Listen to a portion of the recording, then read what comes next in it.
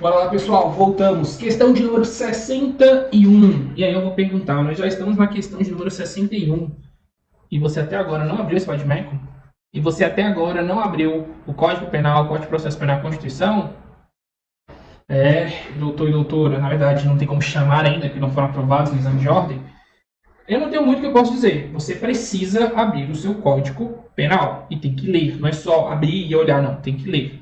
Vamos lá. Pierre, estrangeiro, nacional e residente no país alfa, veio ao Brasil, onde praticou o crime de homicídio contra Bruna, cidadã brasileira. Em seguida, Pierre deixou o território nacional e retornou ao seu país de residência. Você, como advogado de Pierre, deve analisar a aplicação da lei penal brasileira ao caso. E aqui essa questão é até um pouco simples, mas as alternativas elas vão acabar te confundindo. Porque qual é a regra geralmente? Quando nós falamos de aplicação da lei brasileira, e quando nós temos aqui, volta rapazinho, nós temos aqui essa questão de estrangeiro, temos aqui prática de crime em território nacional e internacional, a gente já pensa em duas coisas. Nós pensamos no princípio da territorialidade, princípio da territorialidade,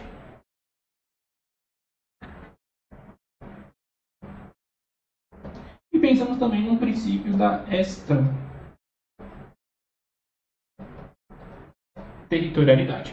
Professor, o que diz o princípio da territorialidade? Você quer saber o que está escrito lá? Pega o seu Vademecum, vai lá no artigo 5º. Pega o Vademecum, pode pegar o artigo 5º, que vai dizer para você expressamente: aplica-se a lei brasileira sem prejuízo de convenções, tratados e regras de direito internacional ao crime cometido no território nacional. Então, se o crime foi praticado em solo brasileiro, eu vou aplicar a lei brasileira, vou aplicar o Código Penal ou outra legislação penal especial que se aplique ao caso concreto. Já o princípio da extraterritorialidade, que está lá no artigo 7º, ele vai nos dizer o seguinte, tá? Ficam sujeitos à lei brasileira, embora cometidos no estrangeiro. Significa que houve a prática de um crime não no Brasil, mas em outro país. A extraterritorialidade, aí no caso, cometidos no exterior, a lei brasileira vai alcançar. E aí a extraterritorialidade ela é de dois tipos. Ela pode ser incondicionada ou ela pode ser condicionada. Professor, quais são os casos da extraterritorialidade incondicionada? Você vai olhar lá no inciso 1º, os casos do inciso 1º, e quem diz isso é o parágrafo 1º do artigo 7º. O parágrafo 1º do artigo 7º vai dizer o seguinte: nos casos do inciso 1, o agente é punido segundo a lei brasileira, ainda que absolvido ou condenado no estrangeiro. Se você comete um crime cuja lei brasileira vai ser aplicada, mas é um fato praticado no estrangeiro, se a lei brasileira diz que vai aplicar a lei brasileira, meu amigo, encerrou o assunto. Incondicionado é isso, não tem condição nenhuma. Vai ser aplicada a legislação brasileira. Ah, mas tem absolvição. Vai ser aplicada a legislação brasileira. Ah, mas ele já foi condenado. Será ainda aplicado a lei brasileira. Condicionada significa que tem que se cumprir os requisitos da lei. E quais são os casos? Os casos de extraterritorialidade, ou seja, aplicação da lei brasileira em fatos praticados no exterior, os comportamentos estão lá no artigo 7º, inciso 2. Tá? Os crimes que for tratado, praticados por brasileiro, praticados em aeronave e embarcações. Quem me diz que é condicionado é o parágrafo 2º, ao dizer, nos casos do inciso 2, a aplicação da lei brasileira depende do concurso das seguintes condições.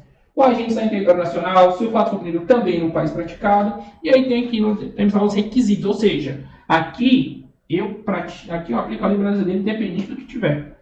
Aqui eu só aplico a lei brasileira aos fatos praticados no exterior, se cumpridas as condições do parágrafo 2º. Mas, professor, analisando aqui, eu não vejo um caso de extraterritorialidade. O que eu vejo aqui é um estrangeiro que ele é de outro país e ele vem ao nosso país e pratica um crime de homicídio contra uma brasileira. Nesse caso, professor, o que vai ser aplicado? Vai ser aplicada a legislação brasileira conforme o artigo quinto. Não tem muito o que se discutir aqui nessa questão. Mas o que a questão vai tentar enganar vocês é puxar por um fato de extraterritorialidade, o que não aconteceu. Tá? O crime foi cometido em solo nacional, foi cometido no Brasil. Tá? E o descarado ainda por cima foge, né? Então, dito isso, vamos analisar nossas alternativas. Assinale a opção que apresenta seu parecer. Somente a lei do país alfa é aplicável. Errado. O crime foi cometido no Brasil, se é cometido no Brasil em território nacional, aplica-se a lei brasileira conforme o artigo 5º do Código Penal. A saída dele não tem nada a ver, não é nenhuma interferência nesse sentido. A lei brasileira só é aplicável se o fato também for considerado crime no país alfa. Isso aqui, que eu falei para vocês, ele está puxando o artigo 7º, os casos do inciso 2, e onde o parágrafo 2º fala de requisitos. Só é aplicado se também for considerado crime no país alfa. Não, o Brasil é soberano. É a nossa lei. Praticar o crime aqui vai ser aplicado a nossa lei. A lei brasileira é aplicável de forma condicionada diante do fato da vítima ser brasileira. Não tem nenhuma relação com o fato da vítima ser brasileira. Tá? Não tem nenhuma condição. A condição é o crime ter sido cometido no território nacional. Também aqui não é a alternativa C. Então, sobrou para a gente, a lei brasileira é aplicável independentemente de o fato ser crime no país de domicílio ou da nacionalidade de Pierre, ou seja, independente dele ser domiciliado fora, independente do crime ser crime no país dele, aplica-se a lei brasileira. Como disse, a questão aqui queria puxar vocês para uma extraterritorialidade, ou seja, a aplicação da lei brasileira em caso de crimes praticados no exterior. Quando, na verdade, se uma pessoa vem de outro estado, ela vem para o Brasil e pratica um crime, ela vai responder pela lei brasileira. Tá? Não há que se falar aqui em afastamento por questão de nacionalidade. Não tenho que pesquisar se naquele país alfa matar alguém é considerado crime. Isso é dispensável. Tá? Dito isso, a alternativa D é uma questão simples, uma questão fácil, mas que vai exigir de você uma leitura do artigo 5º e, para você não cair em pegadinhas, uma leitura do artigo 7º do Código Penal. Fechou? Vamos lá. Aqui eu já deixo vocês com um spoiler do que vai vir, tá? Questão número 62. E façam a leitura dos artigos que eu já mencionei até aqui. É extremamente importante você fazer a leitura da DC. Tá? Aguarda um pouquinho que a gente vai estar retornando. E aí, pessoal, vamos lá? Questão de número 62. Calma, questão 62. Vou aqui o nosso marca-texto. Vamos lá. Hermes, aposentado com 65 anos de idade, encontrou sua esposa, Diana, 40 anos mais jovem, em plena execução de ato sexual com seu primo, Aquiles, também sexagenário. Tomado pela fúria, Hermes sacou sua arma de fogo e disparou um tiro no pescoço de Aquiles. Hermes possuía 18 munições restantes no cartucho de sua arma, mas conseguiu controlar sua ira e, arrependido, levou Aquiles ao hospital. Apesar de ter sofrido ferimento que lhe gerou perigo à vida, devido ao rápido atendimento médico, Aquiles sobreviveu e, como ficou livre de sequelas, retomou suas ocupações habituais em uma semana. Atualmente, Hermes, Diana e Aquiles mantêm relação de amizade. Com base na situação hipotética narrada, assinale a opção que indica corretamente o delito praticado por Hermes. Vamos analisar aqui o nosso contexto, pessoal. O nosso autor, o Hermes, ele encontra a esposa dele com o primo ali num ato sexual. Até aí tudo bem. Tem tudo bem nada, né? E aí, tomado pela fúria, o que o Hermes faz? Ele pega a arma de fogo e, ó, não quer nem saber. É disparo e é tiro no pescoço do Aquiles. Aí a questão fala algo importante. Ele possuía 18 munições restantes no cartucho. Mas ele conseguiu controlar a própria ira. E arrependido, ele faz o quê? Ele pega o Aquiles e leva diretamente para o hospital. Não é isso que fala? Leva ele para o hospital, só que, dado pronto atendimento médico, ele sobrevive. Ele sobrevive. E aí, o comportamento dele gerou perigo à vida. E aí, final da história, está todo mundo bem, está todo mundo tranquilo. Vamos analisar só o comportamento do Hermes? Porque a questão fala pra gente que ele possuía 18 munições restantes. A questão quer dizer o seguinte: se ele quisesse continuar, ele teria continuado? Sim, porque ele ainda tinha 18 munições. Só que a questão fala que depois que ele atira, que ele executa, que ele pratica, já entra ali na parte executória, ele prontamente vai lá, ó, se arrepende. Dado esse arrependimento, ele pega o crime, a vítima, né? Leva para o hospital e ela sobrevive. Ou seja, a gente não tem aqui o resultado morte. Professor, isso que o senhor está falando sobre de maneira voluntária, a pessoa tendo a possibilidade, ela vai lá e desiste, e aí essa desistência dela, ela consegue, de certa forma, salvar a pessoa. Professor, isso é desistência voluntária ou é arrependimento eficaz, arrependimento posterior? Pô, professor, me ajuda. Eu quero te ajudar e quero muito te ajudar. Você vai lá pegar o seu código e você vai fazer a leitura do que você acabou de perceber. Diz assim, artigo 15. Desistência voluntária. O agente que voluntariamente desiste de prosseguir na execução, ou seja, ele desiste de prosseguir na execução. Isso é uma desistência voluntária. Eu quero, eu posso, mas eu não vou fazer. Ou impede que o resultado se produza. Ou seja, ali na licença voluntária, eu estou ali na execução e eu paro. Né? Então, o exemplo mais claro que a gente tem é o exemplo do furto. Você está ali no metrô, está olhando a bolsa da pessoa, a bolsa está aberta, você está colocando a mão para furtar, mas no meio do caminho você fala, quer saber? Não quero, não vou praticar. E aí a lei fala, você vai responder não pela consumação, mas responde pelos atos já praticados. No arrependimento eficaz, e o seguinte, impede que o resultado se produza. Então significa que teve a execução do ato, mas arrependido, você tenta fazer com que aquela pessoa não alcance o resultado almejado. Tá? Isso é o arrependimento eficaz. Eu consigo praticar, mas eu, poxa, me arrependo, não quero mais o resultado, e aí eu luto a todo custo para que esse resultado não se alcance, para que esse resultado não chegue, para que não ocorra a consumação do delito. Dito isso, professor, o que nós temos aqui? Nós temos então a figura do arrependimento eficaz. Por que é eficaz, professor? Porque tudo que eu demandei e utilizei para evitar a consumação se concretizou. Logo, não vou responder pela consumação do delito. E aí, já com essas percepções, a gente passa para as alternativas. É uma tentativa de homicídio, professor. Professor, tentativa.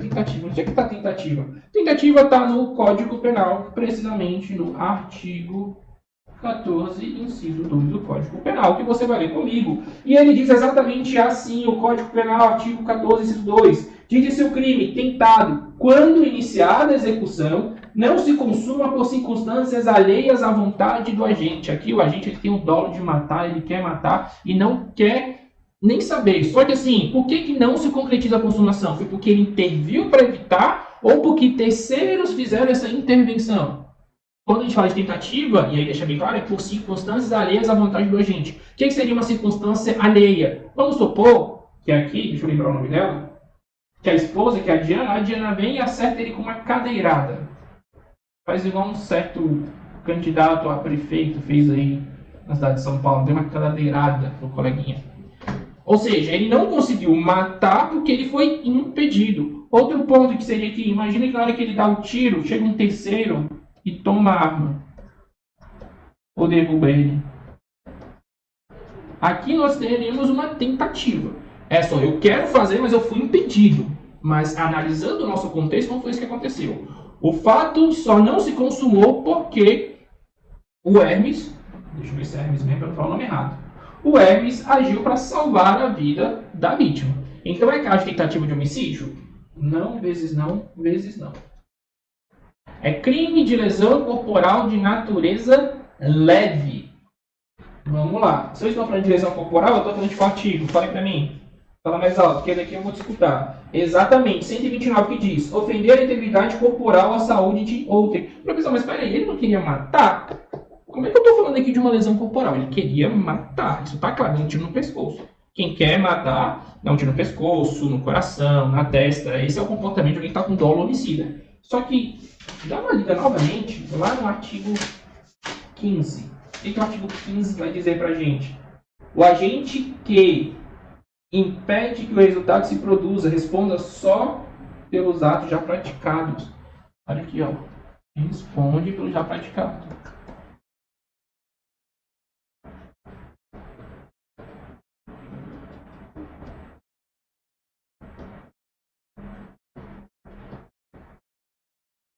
Ele vai responder pelos atos já praticados. Então, assim, afasta a consumação. E o que a questão diz pra gente?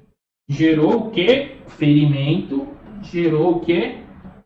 Perigo de vida. Essa informação ela não está aí à toa. Essa informação está te apontando, olha, não é mais o crime de homicídio. Mas ele vai responder pelos atos já praticados. E o que ele praticou até então foi um ferimento, é uma lesão que gerou perigo à vida. Então, se nós temos uma lesão corporal, eu vou lá para o 129, igual a gente leu. Só que no 129, eu tenho que procurar lá no tipo penal, dizendo, oferir integridade corporal à saúde de outrem. Isso é lesão corporal leve, é o caput. Só que aí, quando eu vou para o parágrafo 1º, tem aqui, ó, lesão corporal de natureza grave. É considerado uma lesão corporal de natureza grave, conforme o parágrafo 1º, se resulta, incapacidade para as ocupações habituais por mais de 30 dias. Inciso 2, perigo de vida. O que a gente faz quando quer saber qual é o tipo penal? A gente faz o cara crachá, não é? Artigo 129, parágrafo 1º, inciso de número 2, perigo de vida. Está aqui, ó. Isso é uma lesão corporal leve, o comportamento dele? Se o médico diz que gerou um perigo à vida, então não é uma lesão corporal de natureza leve, não é o caput. Isso aqui está errado. É uma lesão corporal? Sim. Mas é uma lesão corporal o quê? Grave. Como é que eu sei que é grave? A própria lei me disse que é uma lesão corporal grave quando temos o perigo à vida. E temos aqui um crime de exercício arbitrário das próprias razões. É isso mesmo, professor? Não, não se enquadra aqui o crime de... desculpa. Não é um crime de exercício arbitrário das próprias razões. Isso aqui, se eu não me engano, é o artigo 345 do Código Penal. Vamos lá, 345 do Código Penal. 345... Cadê você? 345. Fazer justiça pelas próprias mãos para satisfazer pretensão, embora legítima, salvo quando a lei não permite. A gente não tem aqui nenhuma pretensão legítima, a gente não tem o direito aqui a atacar pessoas. E vale lembrar que isso aqui já foi muito discutido, chegou até no STF e o STF já fixou que não existe a legítima defesa da honra, tá? Fui vítima de uma mulher infiel e por isso eu matei ela para lavar a minha honra com sangue. Isso não existe. Isso não é uma pretensão legítima, também não é um direito legítimo. Tá? Fica então fixado a alternativa letra C de Cristo. Crime de lesão corporal grave. Mas por que existe e por que acontece o crime de lesão corporal grave?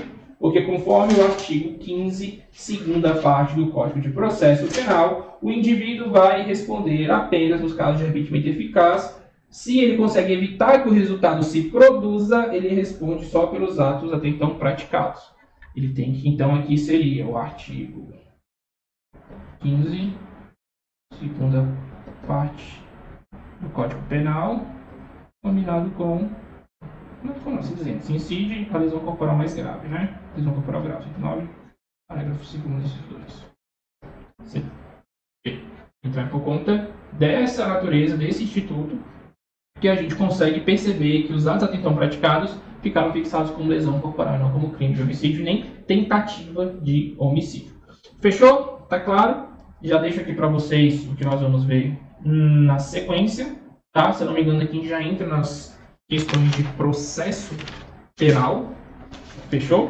E aí aguarda, dá uma lida no artigo, lê novamente, vê a diferença entre licença voluntária e arrependimento eficaz, para que a FGV não venha te surpreender em uma questão ou que chegue na hora e você não consiga lembrar, tá? Te aguardo, já a gente começa as questões de processo penal.